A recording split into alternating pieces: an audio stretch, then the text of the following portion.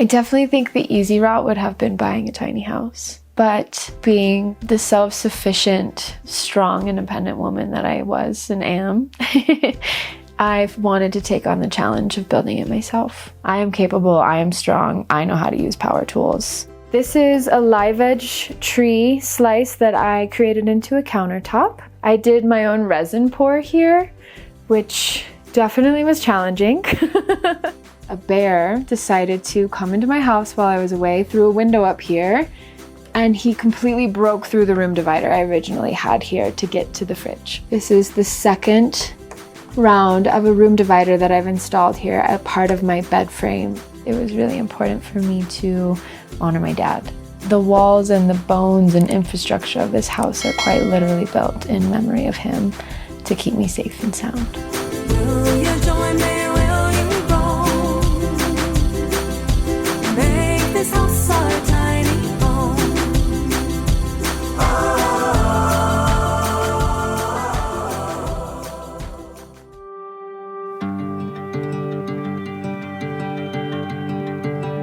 Before I started on my tiny house journey, I was infatuated with alternative housing ideas. Things that could move, things that were affordable so that I could live a life of my dreams versus following the 9-to-5 slave job.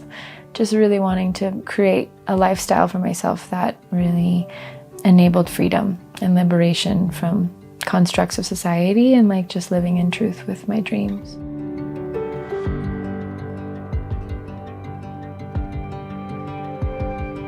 My dad passed away in 2016, and after his passing, I was given a gift from his life insurance. Being who I was, feeling the guidance of his gift as well, I wanted to invest it into something that would support me. But yeah, I really wanted to honor my dad the best way that I could with his gift. And I knew that he would want me to be supported in my lifestyle and supported for my future. And so that's what started the tiny house journey. I've been living in the home for about 6 years. Once I really dived into my tiny house journey and began the building process, it was really important for me to honor my dad and to include him into this build as much as possible. So in all of these walls, there are pictures of him, pieces of him, memories of him. There's poetry, there's art that he painted. The walls and the bones and infrastructure of this house are quite literally built in memory of him to keep me safe and sound. I definitely think the easy route would have been buying a tiny house. But being the self-sufficient, strong, independent woman that I was and am, I've wanted to take on the challenge of building it myself. I knew that I could build more myself than paying for a house, so I could make it bigger and design it the ways that I wanted and get more out of my money if I did it myself versus paying for an already prefabricated and built tiny house. I feel like a badass. It's like one of the most, I'm so proud of this home, you know, like my biggest art creation that I've done yet. It's like creating a sculpture from my own dreams and memories and refining it in every moment that I'm here. It's really amazing to be a woman and to like say that I built something and to see people's responses like, you built this? Like, no, you didn't. I'm like, yeah, I built this. Like, I am capable, I am strong, I know how to use power tools. So I'd say it took me at least 3 years to finish this completely, and even still, there are things that I could continue to do on it. Altogether, in material costs to build this tiny sanctuary was about $60,000. I really emphasized quality and artistic expression over just trying to get it done in a cheaper way, which is also why it took me longer, is because I would find the right pieces throughout time and include them. The material cost plus the labor cost is equal to $100K.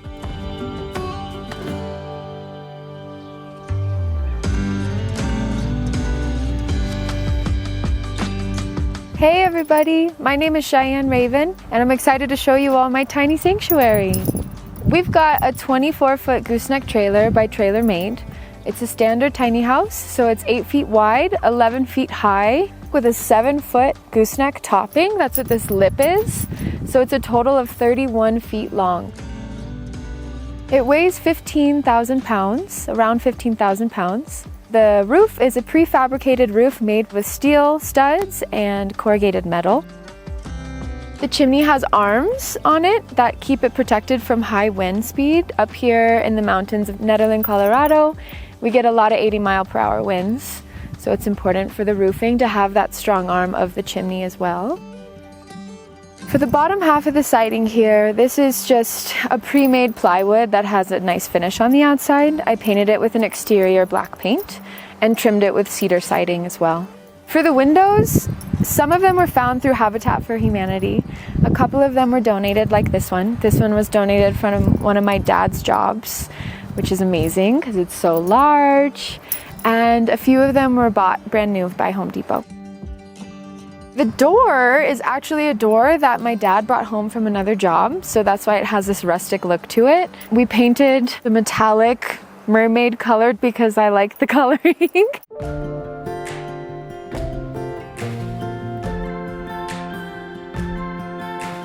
All right, everyone, welcome to the inside of my house. We'll start with the sink and the counter here. This is a live edge tree slice that I created into a countertop. I did my own resin pour here, which definitely was challenging. I happened to get resin all over the place, so I highly recommend practicing with resin before you decide to build a whole counter with it. But within the resin, I have some mica that I found near my mom's house and some crystals that I found near my mom's house. In the resin is a lot of beautiful stones that mean something to me. I really loved the 2 double sink, so then that way I can work a lot with dishes and cooking and cleaning and drying without taking up counter space. And something that I really love about my kitchen is that this huge window. I love that while I'm doing dishes or cooking and just here in the kitchen, I have space to a lot of light and a beautiful view. I also have the live edge embellishments here on the window as a windowsill to match the countertop, which I really love as well. And then over here is the other side of my kitchen. This is the second fridge that I've gotten for my tiny house. I originally had a smaller fridge, but I highly recommend the size of this fridge. For somebody who loves to cook for a lot of people and have people over for dinners and lunches, and as somebody who buys a lot of fresh veggies and meat, this is great holding space for regular weekly grocery shops. A lot of good freezer space. I make my dog's dog food by hand, so the freezer space is key. I highly recommend the fridge. This stove, I think it's an incredible size. You really don't need more than a 4-burner stove top. It also has a little oven in it so that you can still bake if you're a baker. The paint on the wall has been a fun experiment of mine. The wall paints have changed colors a lot, but I decided to go with a metallic gold because it brings a lot of vitality and life to the space. Because it is a smaller space, it's important for me to have a lot of brightness. The metallic coloring, the gold, really reflects light well. And it's nice to have a darker background. So I did red as the background with gold on top.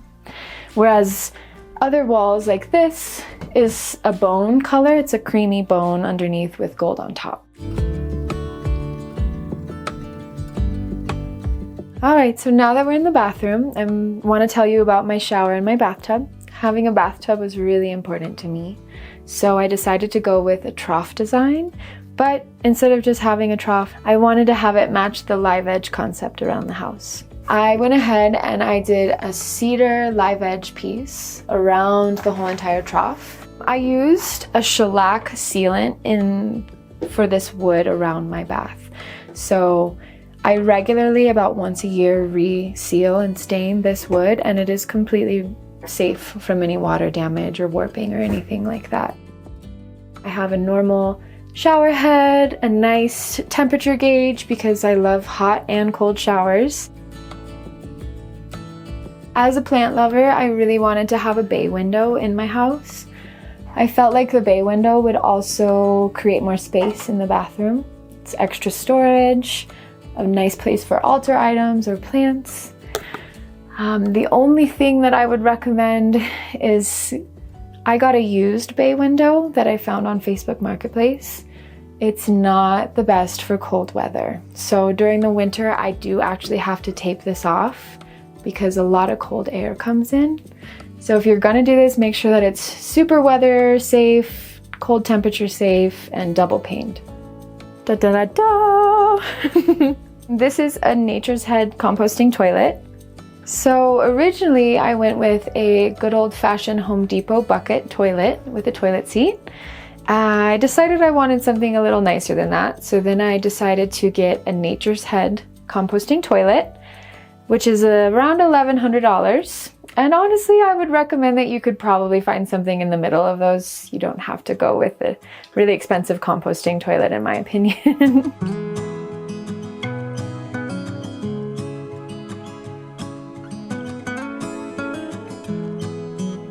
So this is the living space. Here I have enough room for a small couch, and I wanted the couch to open up into the hearth of the home. This is my main source of heating. This wood stove is definitely bigger than this house needs, therefore it heats it up like a sauna in here. This is a mosaic tile hearth that I made. There's different random stones and crystals that loved ones of mine have given me. I also have placed some runes, different symbols of protection and family in here on the hearth of the home. This is definitely the gathering spot when people come to visit me in my tiny house. What's nice is we don't only have the couch to sit on, but the storage stairs also provide a lot of seating area. And we all love to come and circle around the fire for sure. This framing was done by a dear friend of mine named Stephen Newman. He laser cut out a CNC machine, cut this out as a window covering for me. We designed the shape and put it together, then I came home and I stained it the colors that I wanted. And I really love how it creates an archway, more of like a circular shape of the windows, which really softens a lot of the edges in the house. So I wanted to talk about my room divider.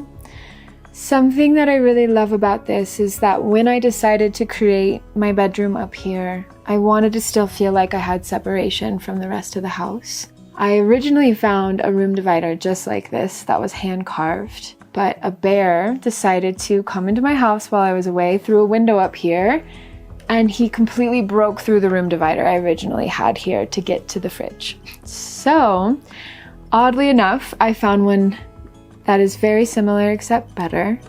This is the second round of a room divider that I've installed here as part of my bed frame in order to create space in the bedroom. This is from China. It's hand-carved cherry wood. It's super strong, super sturdy, and I just adore the hand-carved wood look and the accent of the really dark cherry wood. Just to talk about these steps that I made, I wanted to save space on stairs to get up to the loft. So a friend of mine brought up the idea of having little mushroom steps to be able to maximize the space that I have in the living room while still getting me up into the loft. So here's my bedroom. Originally, I had my bedroom over there. I decided to turn this into my bedroom because I love that I can stand in here. There's more space.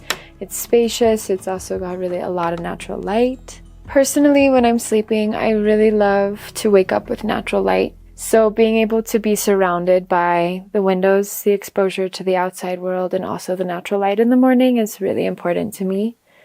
I really love that I feel held in my own separate bedroom here. It's nice to have the separation of the wall and just the cozy cave-like feeling. Put in a nice live-edge shelf here so that I can use it as a bedside table. There's also a lot of storage underneath the bed, which is helpful for extra blankets and things like that. I would like to say that I think that the benefit of having a gooseneck trailer for your tiny house is that you get all of this extra space. It can be spacious and completely separate from the house. Let's head up to the loft. Welcome to the cave. This was originally my OG first bedroom until I moved it over there. Now I use it as an extra loft area for guests. I can put a bed in here. I do tea parties in here, extra little lounge space. The loft here is around 3 feet high here and 3.5 feet high here. You can sit up, as you can tell, I can definitely sit up, but that's about it. It's sitting up and crawling, depending on how tall you are. The things that I love most about living in a tiny house is it's incredibly liberating to let go of stuff. It's amazing how much more free time and space, how much more clear I feel without a lot of clutter and things to fill the environment I'm in. If someone was to watch this video, I would hope that they would walk away feeling capable and empowered and inspired to live the life of their dreams. If you like this week's episode, please make sure to like, share, and subscribe, and check back soon because we have new unique home tours publishing all the time. And if you'd like to join our team and get access to members-only content and unique perks, make sure you click on the join button below.